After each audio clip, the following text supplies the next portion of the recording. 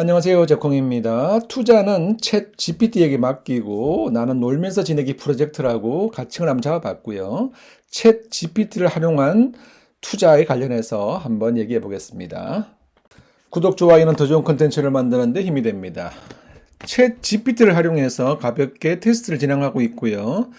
테스트 결과를 공유하고 있습니다. 최근까지 두 개의 가벼운 테스트를 했습니다. 아주 초보적인 테스트였어요. 첫 번째는 챗 GPT를 통해서 가치 투자 기준으로 기업을 선별할 수 있는지 한번 본 것이고요. 또 하나는 챗 GPT를 통해서 업종 지표를 통해서 산업 분석이 가능한지 한번 테스트를 해봤고요. 이 결과는 요 밑에 그 고정 댓글에 링크로 남겨놓겠습니다. 오늘은 여기서 조금 더 이제 한 발짝 더 나아가서 약간은 좀 전문적으로 한번 접근해 보려고 합니다. 자, 일단 2015년 1월부터 2023년 11월까지 화장품 관련되어 있는 업종 지표와 아모레퍼시픽의 주가를 정리했습니다. 이걸 가지고 업종 지표와 주가를 통해서 모델링이 가능한지 한번 테스트를 해본 거예요. 자, 챗 GPT에 올린 엑셀 데이터는 이런 겁니다. 2015년 1월부터 2023년 10월까지 기준으로 해서 화장품 수출 금액이나 중국인 방문자 수, 화장품 수출 금액, 미국으로 수출, 중국으로 수출 이런 데이터와 아모레퍼시픽의 주가를 이렇게 월별로 정리해서 올린 겁니다. 자, 이렇게 화장품에 관련되어 있는 주요 데이터들을 엑셀에 올려서 이제 제가 챗 GPT한테 주면서 데이터 내용을 요약해 달라고 얘기했습니다. 그랬더니 이제 챗 GPT에서 이 화장품 업종에 관련되어 있는 이 엑셀 데이터를 분석해서 이렇게 요약해 줬습니다. 전체적으로 날짜에 대한 데이터와 화장품 관련되어 있는 주요 데이터들을 줬구나 이렇게 저한테 확인해 줬고요. 그래서 제가 또 얘기했습니다. 이 데이터에서 탐색적 데이터 분석 결과를 한번 알려줘봐 이렇게 얘기를 한 겁니다. 그랬더니 챗 GPT가 이제 기술 통계 분석과 분포 관련해서 이렇게 그래프를 통해서 결과를 보여줬고요. 그래서 기술 통계 분석 관련해서는 특히나 중국인 방문자 수 관련해서 최근에 굉장히 큰 변동성이 있다는 것을 얘기해 주고요. 또 분포 관련해서는 히스토그램을 통해서 각 변수의 분포를 이제 보여주고 있습니다.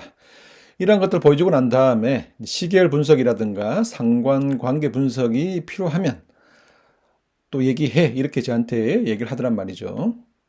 그래서 제가 또 물어봤습니다. 시계열 분석과 상관관계 분석을 진행시켜 이렇게 얘기를 했단 말이죠. 하니까 챗GPT가 다시 이렇게 그 상관계수에 대해서 각 변수별 상관계수의 매트릭스를 이렇게 보여주고요. 자, 그래서 시계열 분석을 통해서 얘기하는 것은 중국인 방문자와 일본인 방문자를 보니 시계열 데이터를 보니까 굉장히 큰 폭의 변동이 있는데 외부 요인, 정치 경제나 팬데믹의 영향을 받은 게 아니냐 이런 식으로 해석을 해주고 있고요. 또 화장품 수출 관련된 부분도 봤을 때는 특정 시점에 급격한 변화를 확인할 수 있다. 이런 식으로 시계열 분석을 해주고요. 또 상관관계 분석을 통해서 중국인 방문자와 일본인 방문자의 상관관계가 어느 정도 있다. 그래서 유사적인 추세를 보일 수 있다는 것도 얘기를 해주고 특히나 이제 화장품 수출 관련해서는 굉장히 높은 상관관계를 보여주고 있다. 이런 식의 해석을 해주었습니다. 그래서 제가 조금 더 이제 궁금해서 중국인 입국자 수, 화장품 수출 금액, 기초 화장품 수출 금액, 중국 화장품 수출 금액을 입력하면 아모레퍼시픽의 주가를 예측할 수 있는 선형 회귀 모델을 한번 만들어줘 이렇게 얘기했단 말이죠.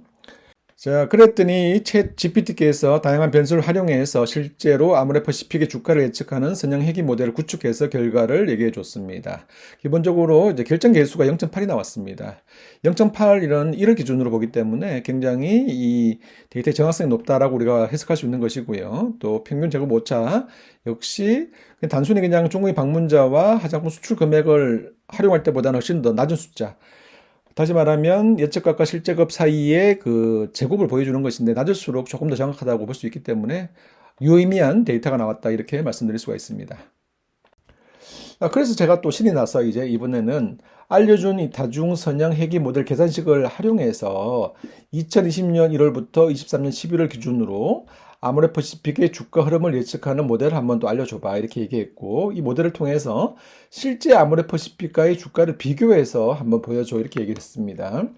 자, 그랬더니 챗 GPT가 다시 또 알려줍니다. 20년 1월부터 23년 11월까지 아모레퍼시픽의 주가 흐름을 예측한 결과와 실제 주가를 이렇게 보여줬습니다. 전체적으로 흐름은 이런 모습이었고요. 눈에 좀 잘 안 들어와서 제가 다시 물어봤습니다.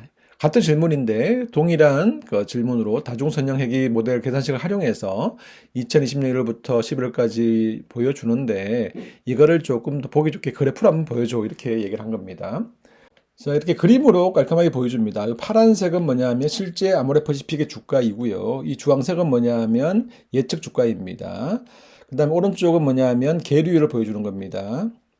그래서 전체적인 방향에 있어서는 비슷한 뭐 일종의 유사성은 보이지만 디테일에 들어가면 갭을 좀 우리가 확인할 수 있는 것이고요. 사실 근데 우리가 이제 그 업종의 몇 가지 지표와 그 다음에 주가 예측치와 실제 주가가 동일하게 나온다. 이거는 사실 말이 좀 안 되는 거잖아요. 전체적인 방향을 이해하는 부분이고 여기에다가 우리가 조금 더 기술적 분석을 넣어서 전체적인 시장 방향을 반영하는 이런 작업들이 이제 수반되어야 된다. 이렇게 말씀을 드립니다.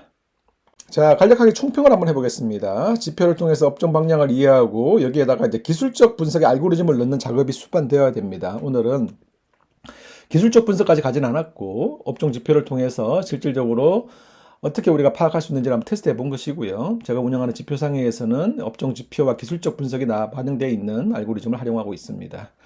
어쨌든 우리가 이제 테스트 해보니까 방향만 잘 지정하면 기대보다 높은 수준의 답변이 나올 수 있다는 것을 확인할 수 있는 것이고요. 다만 방향을 잘 지정해 주는 게 생각보다는 쉽지 않습니다. 업에 대한 이해가 좀 필요하다 이렇게 생각이 좀 들었고 어쨌든 점점점 진화하고 있고 굉장히 유용하게 우리가 활용할 수 있는 가능성이 높다 이렇게 생각을 하면서 결과를 이렇게 공유합니다.